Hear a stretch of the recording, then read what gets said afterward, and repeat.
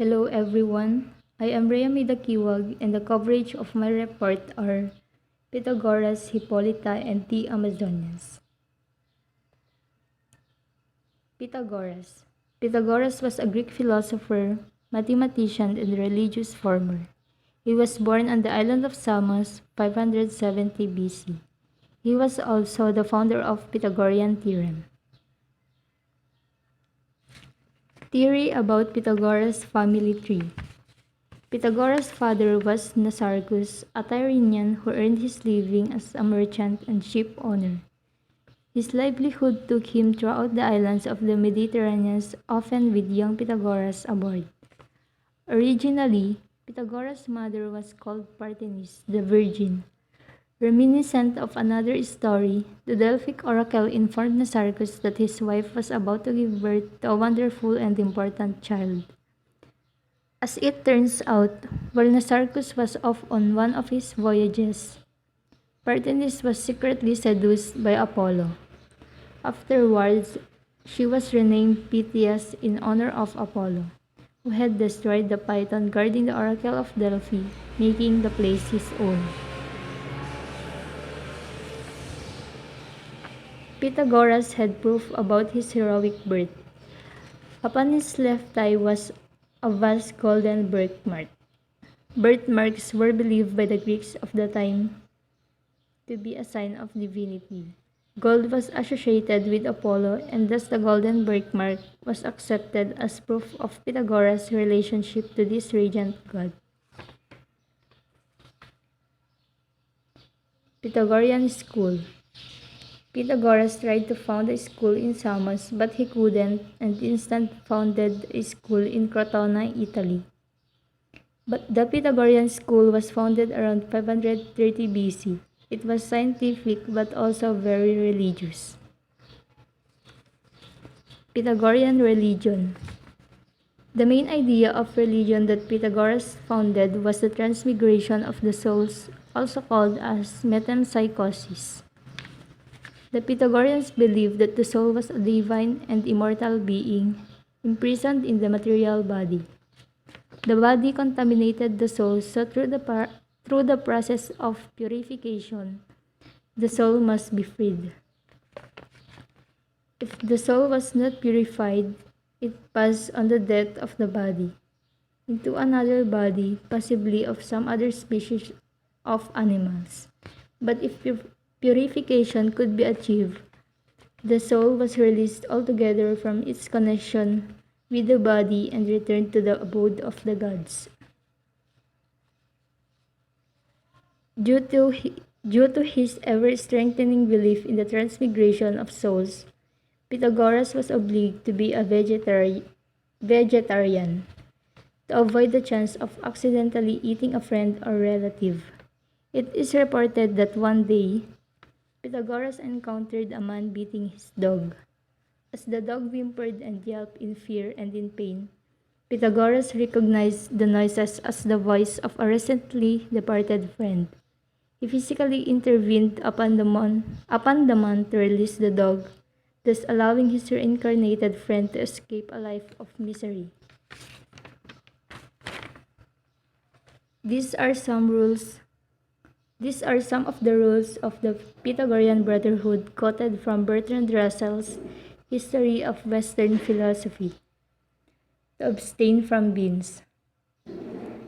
Pythagoras, the vegetarian, did not only abstain from meat, he didn't eat beans either. This was because he believed that humans and beans were spawned from the same source, and he conducted a scientific experiment to prove it.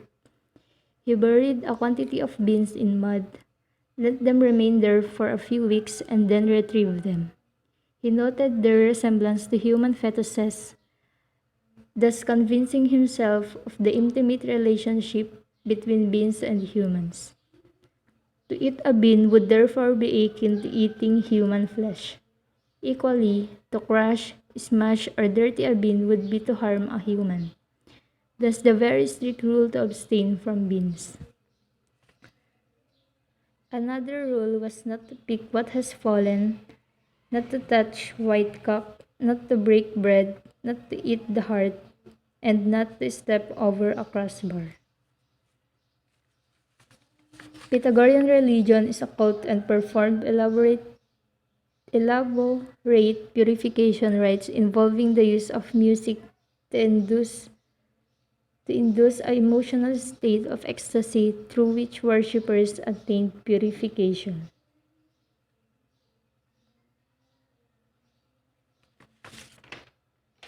Death of Pythagoras. Chilon, son of a wealthy Crotonate, a nobleman who used to get anything he desired, wants to become part of the Pythagorean Brotherhood.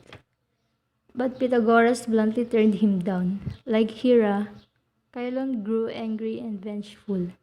He was soon giving mock discourses on Pythagorean ideas and beliefs. Discourses that characterized the people of Croton as cattle being manipulated and controlled by the Pythagorean leaders. Chilon himself manipulated the emotions of his friends and townspeople until they descended upon the cluster of houses in which the brotherhood lived, studied, and slept. Many were stabbed to death. Pythagoras was one of the lucky ones. His followers formed a human bridge to help him clamber out of the blazing buildings. But his escape did not go undetected. Suddenly, Pythagoras came to a stop. A vast bean field stretched before him. He stood frozen, uncertain what to do. So true was he to his ideals that even at the risk of his own life, he was unwilling to trample even a single bean. And as he upon stood there, hesitating, contemplating to his next move, his pursuers caught up with him. They lifted their weapons and bringing the knives down hard, spilled Pythagoras' blood on the plants, ending his life for the sake of a bean and for the deep wisdom emerged in that diminutive cosmic object.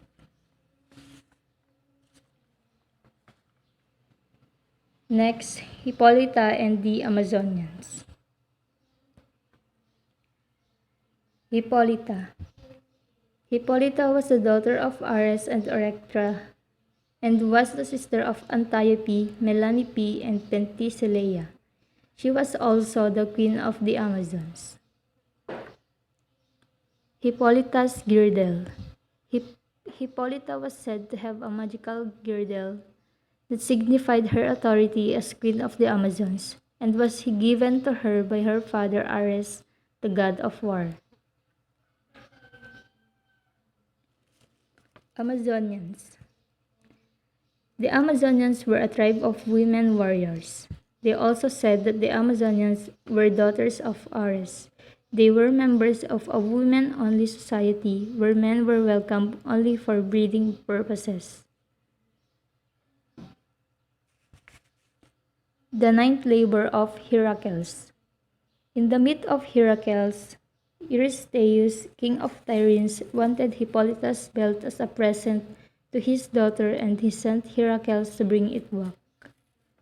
In some versions of the story, Heracles goes alone, but in other accounts, he first assembles an army led by the hero Theseus and sets sail in a single ship.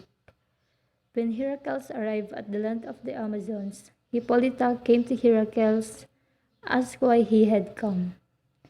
Truthful Heracles told Hippolyta that he needed her belt to take back to Eurystheus. Hippolyta agreed to let have the belt, but not before Hera, who was always against of Heracles because he was the fruit of his husband's affair with Alcmene, disguised as an Amazon warrior, told the tribe that Heracles was there to take Hippolyta. So the Amazons put their armors as they confronted Heracles. Heracles saw their armors and weapons and assumed Hippolyta had sent her tribe to kill him. So Heracles killed Hippolyta, stripped her of the belt, put the attackers, and sailed away. Adventure of Theseus. In the myth of Theseus, the hero joined Heracles in his expedition, or went on a separate expedition later, and was actually the one who had the encounter with Hippolyta. Some versions say he abducted her. Some says that Heracles did the abducting but gave her to Theseus as spoils, and others says that she fell in love with Theseus and betrayed the Amazons by willingly living with him. In any case, she was taken to Athens, where she was married to Theseus and soon gives birth to a son named Hippolytus. In some renditions, the other Amazons became enraged at the marriage and attacked Athens. This was the Attic War, in which they were defeated by Athenian forces under Theseus or Heracles. In other renditions, Theseus later put aside Hippolyta to marry Phaedra. So Hippolyta rallied her Amazons to attack the wedding ceremony. When the defenders closed the doors on the attackers, either Hippolyta was killed by Theseus directly in the fight, she was accidentally killed by another Amazon, or accidentally killed by her sister Penthesilea during this battle. With Hippolyta dead, the Amazons withdrew from the battlefield in defeat. In some Greek myths, Heracles abducted Hippolyta during his ninth labor and later gave her to Theseus.